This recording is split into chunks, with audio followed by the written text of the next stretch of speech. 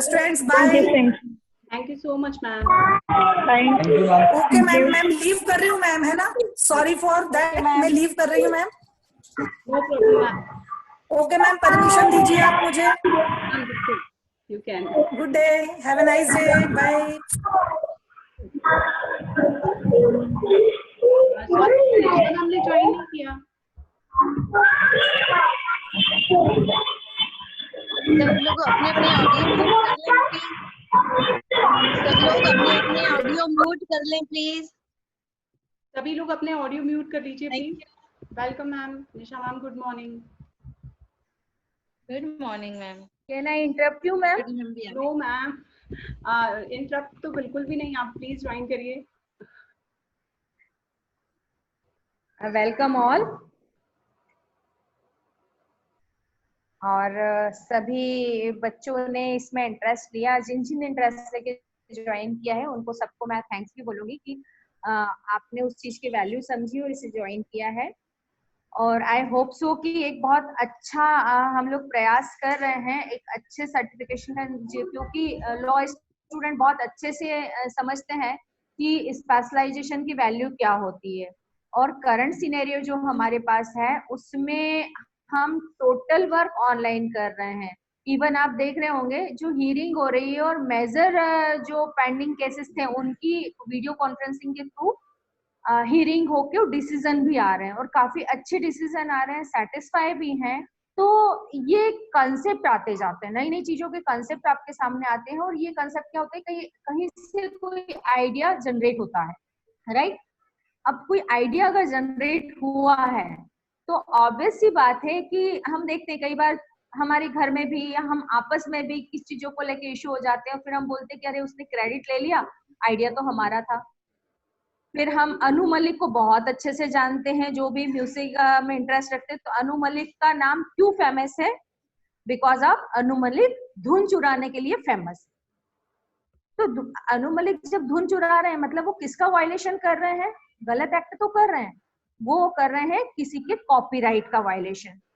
कि धुन आपने बनाई है बहुत अच्छा, किसी दिन आपने गुनगुनाया और उसको किसी ने पसंद करके एक सिस्टम में डाल दिया, तो उसी दिन आपका एक कॉन्ट्रैक्ट होना चाहिए कि ये धुन मैंने बनाई है, मेरा इस पे कॉपीराइट है और जब तक मैं नहीं चाहूँ या हम कंसेंट नहीं दे तब तक आप उसको यूज नहीं कर सकते हैं, क्योंकि यूज करने का आपको कॉस्ट मिलेगा, राइट? तो ये चीजें बहुत छोटी छोटी सी हैं, उसको तो हम जानते हैं, मेजर स्केल पे उसने किया है तो वो सामने हुआ है। और उसी के बाद में कॉपीराइट के अमेंडमेंट के लिए कई सारे क्वेश्चन राइज किए गए और उसपे रिवाइज किया उसको और कॉपीराइट में अमेंडमेंट भी हुए, क्योंकि कॉन्ट्रैक्ट और कॉपीराइट कई बार क्लैश कर जाते हैं, ठीक है? तो ये बहुत छोटी छोटी चीजें हैं जो हमारे यहाँ हम देखते हैं कि होती रहती, लेकिन हमें ये पता होना चाहिए कि कौन सा आइडिया ऐसा है जिसका पेटेंट किया जा सकता है, कौन सा आइडिया ऐसा है जिसको कॉपीराइट में लिया जा सकता है, कौन सा आइडिया ऐसा है जिसको आप लाइक ट्रेडमार्क, जैसे आप सेज का एक मोनो लगाते हैं, सेज का एक लोगो लगाते हैं, ये ट्रेडमार्क हो गया हमारा, अब इसको कोई और यूज नहीं कर सकता है। ऐसे काफी पहले केस आया था बोरोलिन और बोरोक्विन को करके, तो बोरोक्विन करके एक ट्यूब मार्केट में आ गई और मैक्सिमम स्पेसिफिक अगर आप देखें तो ग्रामीण एरिया में जहाँ पे लोग लिटरेट नहीं है, तो बोरोलिन और बोरोक्विन स्पेलिंग का अंतर था उसमें। उन्होंने कहा कि हमने ना तो उसका ट्रेड नेम का हमने चोरी किया है ना हमने ट्रेडमार्क चोरी किया है, क्योंकि इनका ट्रेडमार्क थोड़ा सा डिफरेंट था, लेकिन उसका इंटेंशन यही था कि बोरोलिन के धोखे में बोरोक्विन को खरीदो, और वो हुआ भी, क्योंकि कलर वही था, डिजाइन वही था, स्पेलिंग लिखने का स्टाइल भी वही था। तो ये जिसने भी आइडिया लिया कि हम उसकी मार्केट क्रेडिट, किसकी जो मार्केट वैल्यू उसने गेन की थी बोरोलिन ने, उसको यूज किसने कर लिया? बोरोक्विन ने। तो ये भी एक तरह की चोरी है।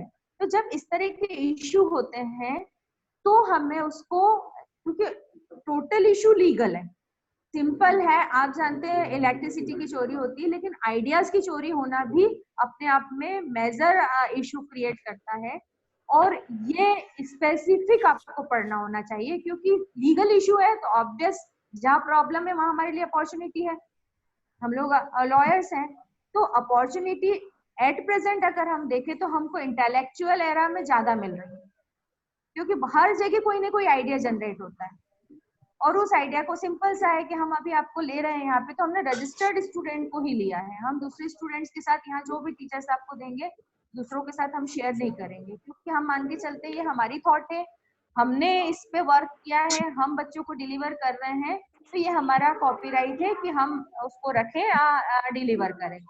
आपके पास जाता है, आपसे स्प्रेड होता है, वो सेकंड मैटर हो जाएगा, लेकिन उसको कोई और इसी रूप में यूज करता है, केश करता है, दैट मीन्स वो वायलेशन है आपके इंटेलेक्चुअल प्रॉपर्टी राइट्स का। तो इन छोटी छोटी चीजों को और सब कुछ मतलब मैक्सिमम एरा को हमने इसमें कवर किया है, और मैक्सिमम एरा को कवर करने के साथ कोशिश की है कि आपको बेस्ट सर्टिफिकेट मिले, जो 3 मंथ या 6 मंथ का जो प्रोग्राम होता है वो यहाँ आपको दिया जाए।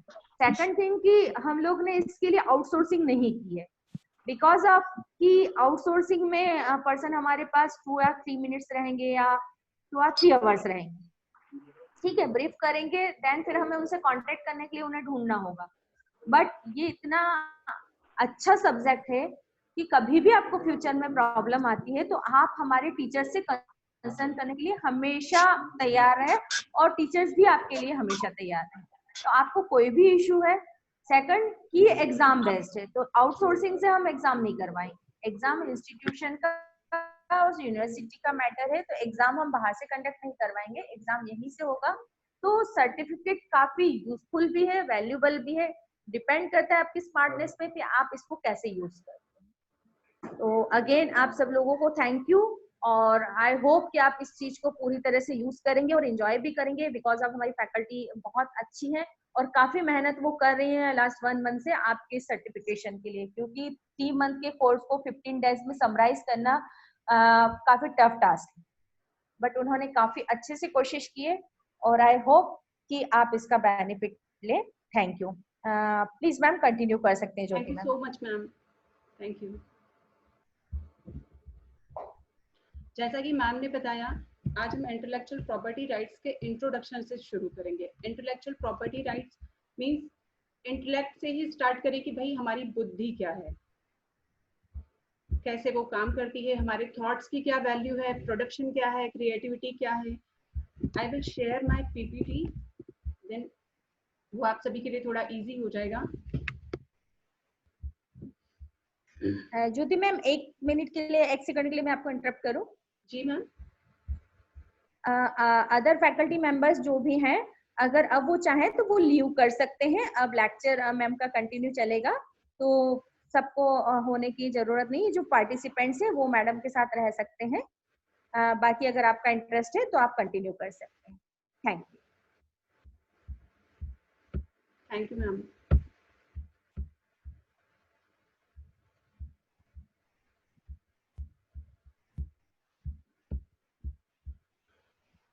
और सभी से मेरा रिक्वेस्ट है, प्लीज आप लोग अपना वीडियो और ऑडियो ऑफ कर लीजिए, तो आप लोगों को नेटवर्क का जो इशू होता है वो प्रॉब्लम नहीं आएगा, क्योंकि कई बार वीडियो भी बहुत ज्यादा नेटवर्क मोबाइल डेटा हमारा कंज्यूम करता है।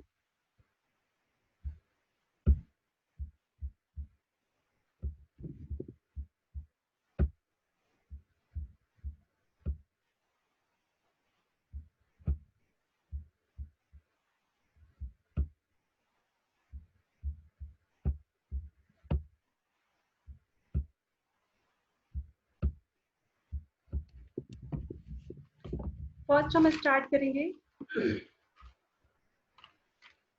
देखिए, सबसे पहले अगर हम बात करते हैं तो थॉट्स की, और अगर थॉट्स की बात करें तो थॉट्स मीन्स ये सीधे से रिलेट होता है हमारे माइंड से। कोई भी ऐसी चीज नहीं है शायद दुनिया में जो किसी बिना थॉट के उसने जन्म लिया हो। आई डोंट थिंक कि कोई भी ऐसी चीज होगी जो बिना किसी थॉट के आ गई है। अगर कोई अभी आपको टास्क दूं कि भाई आपको ये करना है, तो डेफिनेटली सबसे पहले जो चीज होगी वो क्या होगी, आपका माइंड उस पर काम करना शुरू कर देगा। उस पर आप तुरंत आप उठकर, आपका बॉडी एक्टिव हो ना हो, बट आपका माइंड सबसे पहले सोचना शुरू कर देगा कि भाई आपको कैसे यहाँ पर काम करना है ना। तो सबसे पहले जो चीज होती है हमारा माइंड। हम जैसे जैसे बड़े होते हैं हमारा माइंड डेवलप होता जाता है, हमारी सोचने की शक्ति बढ़ती जाती है, कैपेसिटी बढ़ती जाती है, और उस तरह से हम उसी तरह से काम करना शुरू करते हैं जिस डायरेक्शन में हमारा माइंड जाता है पूरे टाइम। एक दिमाग एक ऐसी चीज है जो पूरे टाइम किसी न किसी तरह से काम करता रहता है। यहाँ पर काम करने के साथ ऐसा नहीं है कि जिस टाइम पर हम जो जो चीजें सोचते हैं सारी बहुत क्रिएटिव हो, बिल्कुल भी जरूरी नहीं है। कई बार ये होता है हम ना चाहें तब भी हमारा माइंड एक्टिवली कुछ न कुछ सोचता रहता है। हो सकता है कभी निगेटिव हो, कभी पॉजिटिव हो, बट समटाइम्स बहुत ही क्रिएटिव थॉट्स हमारे दिमाग में आते हैं। अगर उन थॉट्स की वैल्यू है, वो थॉट वैल्यूबल है, उनका कोई यूटिलिटी है, मीन्स अगर उनकी यूटिलिटी है तो डेफिनेटली यहाँ क्या होना चाहिए कि उनकी उस वैल्यू पर, उनकी उस यूटिलिटी पर, उनकी उस प्रोडक्टिविटी पर, क्रिएटिविटी पर सिर्फ और सिर्फ उस पर्सन का राइट होना चाहिए जिसने कि उसे क्रिएट किया है, जिसका कि वो रियल ओन प्रोडक्शन है। यहाँ माइंड के क्रिएशन, माइंड की प्रोडक्शन या वो सारी चीजें जो हम सोचते हैं, जो हम समझते हैं, जिस चीज पर हम काम करते हैं, वो सारा का सारा क्रिएशन हमारा सिर्फ और सिर्फ किससे जुड़ा है? हमारे इंटेलेक्ट से जुड़ा है। मीन्स जो बुद्धि है, यहाँ पर दो चीजें हमेशा अवेलेबल है। एक आपका है इमेजिनरी पावर और एक है आपके थिंकिंग थॉट्स। यहाँ थिंकिंग और थॉट्स जो हैं यही हमें नए नए आइडियाज देते हैं। हम हमेशा कुछ नया करना चाहते हैं, हमेशा कुछ ऐसा सोचते हैं जो हमें क्रिएटिव बनाता है। एक minute, I share my PPT.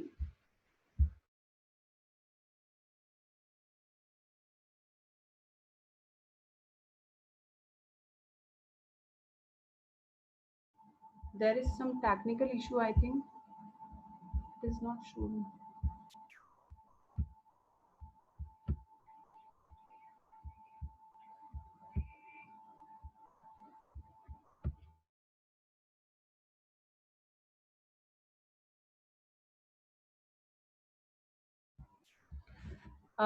I think कुछ इश्यूज हो रहे हैं, स्क्रीन शेयर नहीं हो पा रहा है। आप लोग इसकी सिनॉप्सिस जरूर लिख लीजिए, बट ताकि आपको इंटेलेक्चुअल प्रॉपर्टी या इंटेलेक्चुअल प्रॉपर्टी राइट्स के बारे में डिटेल में, मींस स्टार्ट से हम स्टार्ट करें तो आप प्रॉपर सिनॉप्सिस फॉर्म में लिखिए।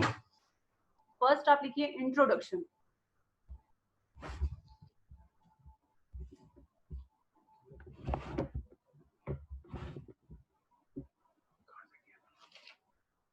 सेकंड, एक सिनॉप्सिस आप बना लीजिए इसके लिए प्लीज, जिसमें हम सीक्वेंस में पढ़ेंगे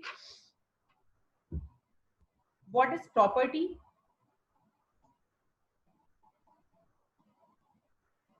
second what is intellectual property,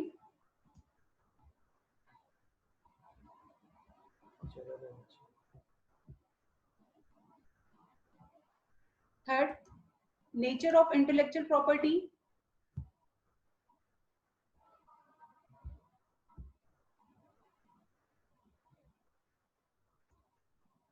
fourth intellectual property rights,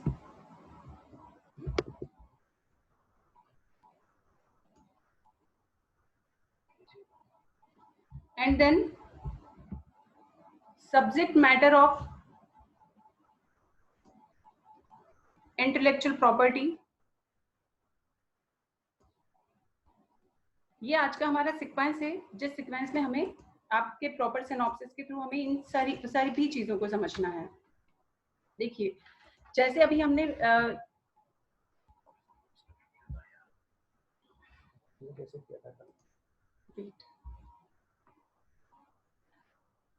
आप लोग मुझे सुन पा रहे हैं? Yes, ma'am.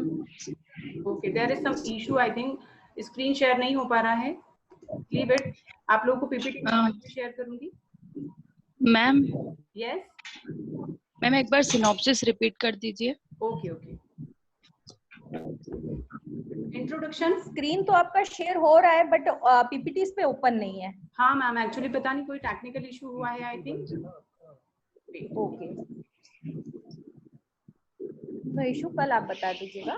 हाँ, मैं इन लोगों से मैम पीपीटी ही शेयर कर दूंगी, तो एक्चुअली इनसे आप ग्रुप पे मेल आईडी ले लीजिए मैडम, इनको मेल शेयर कर दीजिएगा। Okay okay ma'am.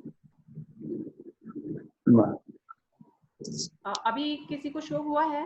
नहीं हो गया मैम। हो गया? यस मैम, हो रहा है। हाँ हो रहा है मैम, हो रहा है। हो रहा है, दिख रहा है। हाँ हाँ हाँ थैंक्स। पता नहीं वो कुछ थोड़ा सा टेक्निकल इशू कुछ हुआ था।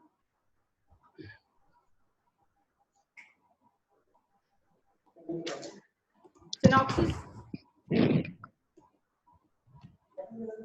इस सीक्वेंस में आप लोग सिनॉप्सिस लिख लीजिए।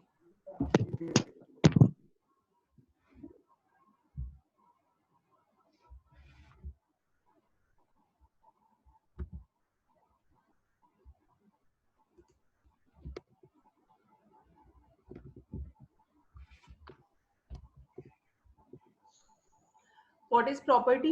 What is intellectual property? Nature of intellectual property, intellectual property rights, scope and subject matter of intellectual property.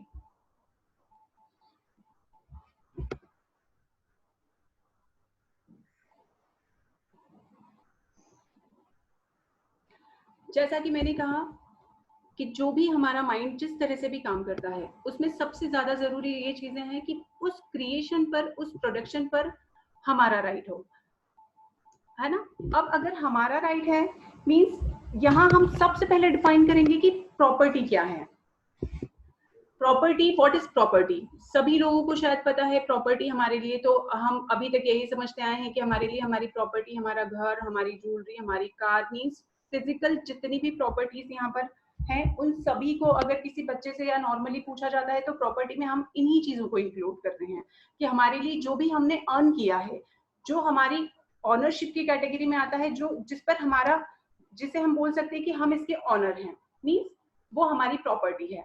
अब अगर हम बात करें कि भाई वास्ट अगर हम इसे देखें तो यहाँ पर प्रॉपर्टी को हम दो पार्ट में डिवाइड कर सकते हैं, एक इनटेंजिबल प्रॉपर्टी और एक टेंजिबल प्रॉपर्टी। प्रॉपर्टी डेफिनेटली वही होगी जिस पर हमारी ऑनरशिप हो, है ना। अभी यहाँ ये क्लियर है कि जिस चीज पर हमारी ऑनरशिप है वो हमारे लिए प्रॉपर्टी होगी, मींस फिजिकल प्रॉपर्टी, उसे हम बहुत अच्छे से कवर कर सकते हैं, सिक्योर कर सकते हैं, प्रोटेक्ट कर सकते हैं। मान लीजिए आपका कोई प्लॉट है, आप उसे पूरी चारों तरफ से बंद करके रखेंगे, मींस आपको, आपके लिए यहाँ ये हो गया है कि हाँ आपने उसे प्रोटेक्ट कर लिया है। हमारी ज्वेलरी हम बैंक में रखते हैं, लॉकर में रखते हैं, हम ये समझ कर चलते हैं कि हमने हमारी मूवेबल प्रॉपर्टी को सेफ साइड पर रखा हुआ है। इसी तरह अब अगर हम अपनी इंटेलेक्चुअल प्रॉपर्टी की बात करें, क्योंकि यहाँ प्रॉपर्टी में हम दोनों चीजों को इंक्लूड करते हैं, एक वो मींस टेंजिबल और इनटेंजिबल। एक तो हमें डायरेक्टली दिखाई देता है जिसे हम इजीली प्रोटेक्ट कर सकते हैं, क्योंकि अगर हम बात करें शुरू से तो हमारे यहाँ अगर स्टेट की जो शुरुआत हुई थी, मींस जो एक कॉन्सेप्ट आया था कि प्रॉपर स्टेट क्या हो, स्टेट क्यों हो, स्टेट बनाने के पीछे जो पर्पस था, जो बेसिक पर्पस था, वो दो चीजों के लिए था। First, right to property and right to life. Right to life means body को हम किस तरह से प्रोटेक्ट कर सकते हैं, दूसरा हमारी बॉडी पर किसी भी तरह का अटैक नहीं कर सके, हम अपनी बॉडी को किसी भी तरह के हार्म से बचा सकें। इसी तरह फर्स्ट ये, सेकंड ये राइट टू प्रॉपर्टी मींस जब स्टेट बना, थोड़ा सा वास्ट हम पढ़ेंगे, जब स्टेट बना था शुरू में कई सालों पहले जब स्टेट का कॉन्सेप्ट आया था तो यहाँ से शुरुआत हुई थी। जैसे सोशल कॉन्ट्रैक्ट की हम बात करें कि भाई सोशल कॉन्ट्रैक्ट भी हुआ था, तो किस लिए हुआ था, क्योंकि जो वाइल्ड लाइफ था उससे हम बहुत परेशान हो चुके थे, और उससे परेशान होने के बाद हमने शुरू किया कि नहीं, एक ऐसा कोई कॉन्ट्रैक्ट हो जो हमें इन चीजों की प्रोटेक्शन दे सके। इन चीजों की प्रोटेक्शन में सबसे ज्यादा जो जरूरी था वो था right to life and right to property, है ना। अब यहाँ पर इन दोनों के प्रोटेक्शन में प्रॉपर्टी एंड फिजिकल हार्म, इन दोनों से बचना बहुत जरूरी, मींस ये दोनों को प्रोटेक्ट करना बहुत जरूरी था। तो यहाँ पर एक प्रॉपर्टी को जैसे जैसे हम डेवलप होते गए, जिस तरह से हमारा सोसाइटी डेवलप होता गया, लॉज आते गए, रेगुलेशंस आए, गवर्नमेंट आया, प्रॉपर सिस्टम हमने ऑप्ट किया, उसके बाद हमारे फिजिकल जो भी प्रॉपर्टी थी उसको ऑटोमेटिकली हम लोग सिक्योर करते चले गए। उसके लिए प्रोटेक्शन के लिए कई सारे लॉज आ गए, इवन फिजिकल के लिए क्रिमिनल लॉज आपके पास है ही हैं जो आपके फिजिकल हार्म को आपको प्रोटेक्ट करते हैं। पर यहाँ अगर हम बात करें कि हमारे इंटेलेक्चुअल जो प्रॉपर्टी है, मींस जो हमारी बुद्धि से रिलेटेड है, मींस जो हमारे ओन क्रिएशन से रिलेटेड है, उसे कैसे सिक्योर किया जाए, उसके लिए क्या कोई ऐसे लॉज होने चाहिए जो हमें इस तरह के राइट्स को, इस तरह की जो हमारी प्रॉपर्टी है उसे सिक्योर कर सके।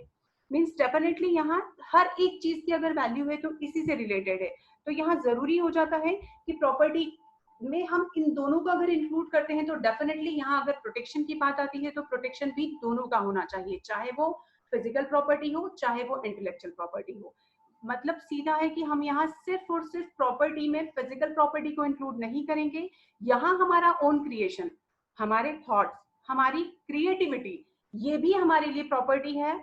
क्योंकि यहाँ इस कॉन्सेप्ट को अगर आगे देखा जाए तो जैसे जॉन लॉक ने क्लियरली कहा है कि दो चीजें हैं जो हमें खुद को कंप्लीट करती हैं। फर्स्ट हमारी बॉडी मीन्स हमारा शरीर जो कि हमारा खुद का है। सेकंड वो सारी चीजें जो हम बहुत मेहनत से, हार्ड वर्क से, क्रिएशन से, थॉट से, इन सारी चीजों से अचीव करते हैं। मीन्स ये दोनों चीजें ऐसी हैं जिन पर हमारा राइट है। अब अगर ये दोनों प्रॉपर्टी की कैटेगरी में आती है तो डेफिनेटली यहाँ पर ये जरूरी हो जाता है कि इनकी किसी न किसी तरह से इस तरह से प्रोटेक्शन किया जाए कि इन चीजों को हम सेव करके चलें, है ना। इंटेलेक्चुअल प्रॉपर्टी राइट्स मीन्स ये कॉन्सेप्ट बहुत ज्यादा पुराना नहीं है।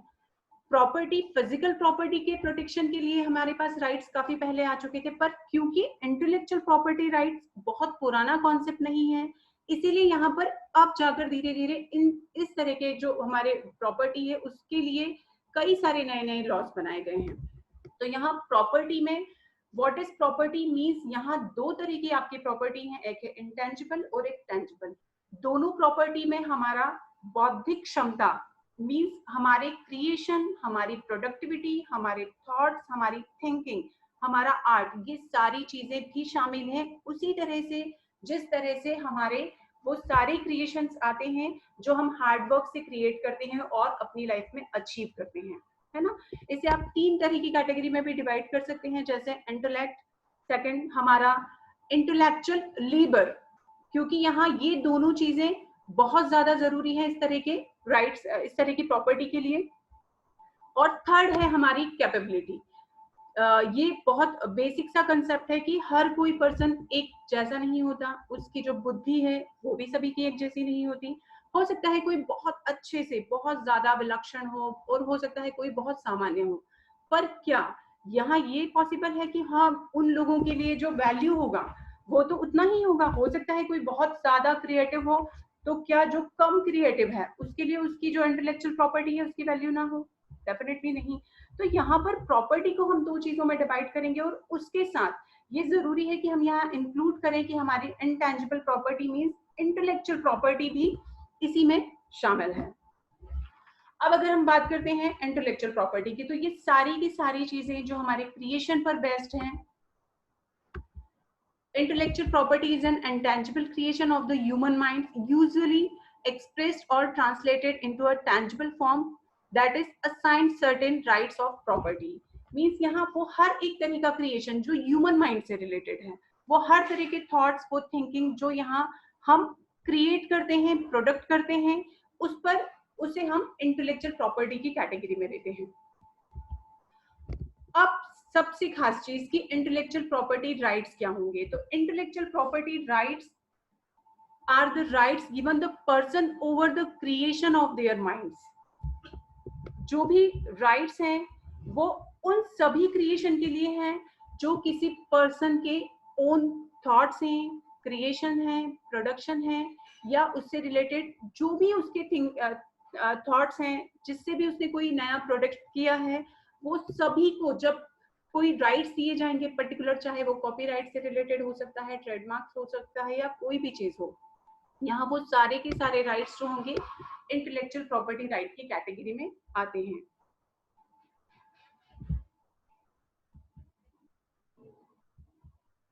इस पे मैं बात करना चाहूंगी नेचर ऑफ इंटेलेक्चुअल प्रॉपर्टी, क्योंकि ये थोड़ा समझने के लिए बहुत ज्यादा जरूरी है कि क्या नेचर है। जैसे इसमें एक बहुत अच्छी चीज हम समझेंगे। अब अगर हम बात करते हैं कि भाई इंटेलेक्चुअल प्रॉपर्टी किसी की बुद्धि से रिलेटेड है, हमारे क्रिएशन से रिलेटेड है, हमारे माइंड से रिलेटेड है, तो क्या यहाँ पर ऑनरशिप मैटर करता है? Definitely yes. क्या यहाँ पर मॉरलिटी वैल्यू करता है? तो आई कैन से यस, क्योंकि यहाँ ये सारी चीजें इंटेलेक्चुअल प्रॉपर्टी को कवर करती हैं।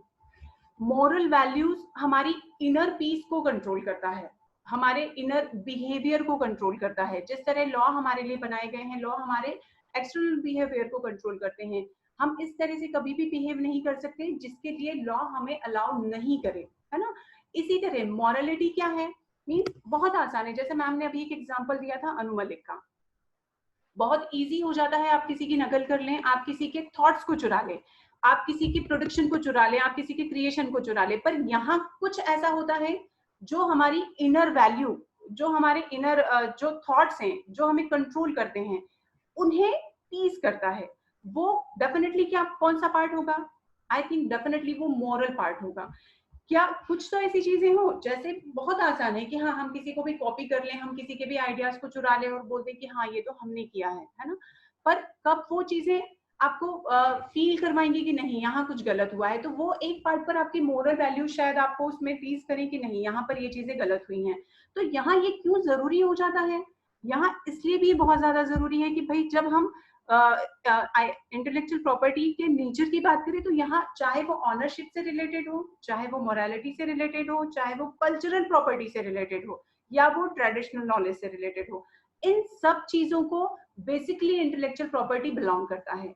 यहाँ ये सारी चीजें कवर अप होंगी, इसीलिए यहाँ ये जरूरी हो जाता है कि एक मॉरल वैल्यू बहुत ज्यादा मैटर करता है कि क्या हम किसी और की चीज को अपना बोल सकते हैं।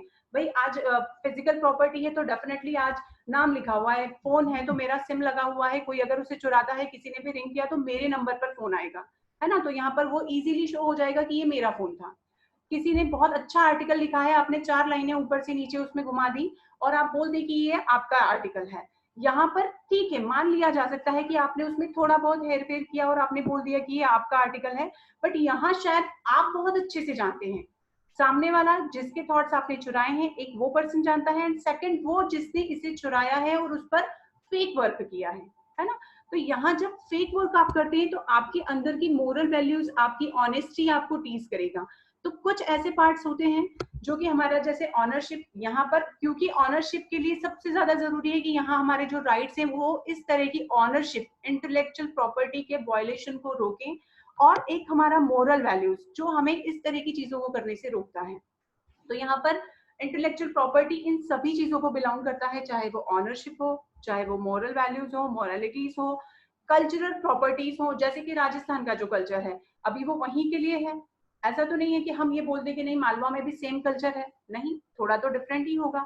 यहाँ पर ट्रेडिशनल नॉलेज, पुराने लोगों को जितना जानकारियां है हमारे ट्रेडिशन के बारे में, क्या उतनी आज का कोई 20 साल का लड़का हमें बता सकता है कि आज से 80 साल पहले हमारे यहाँ किस तरह का कॉन्सेप्ट था या ट्रेडिशनल वैल्यूज क्या थी? डेफिनेटली नहीं। जो नॉलेज हमारे घर के बड़ों को होता है, हमारे फैमिलीज को लेकर, हमारे कल्चर को लेकर, उस तरह का नॉलेज शायद दूसरों को ना हो। तो यहाँ पर इंटेलेक्चुअल प्रॉपर्टी जो है आपका, वो इन चीजों को बिलोंग करता है। अब अगर हम बात करें सब्जेक्ट मैटर की, तो subject matter of intellectual property में कई सारी चीजें इंक्लूडेड हैं। इसमें मुझे जहां तक लगता है, वैसे अगर आप नोट डाउन करना चाहें तो कर सकते हैं, जैसे हमारे क्रिएशंस हैं, हमारे थॉट्स हैं। अगर कोई नोट कर रहा है तो please you can do. Thoughts, creation, production, art, invention,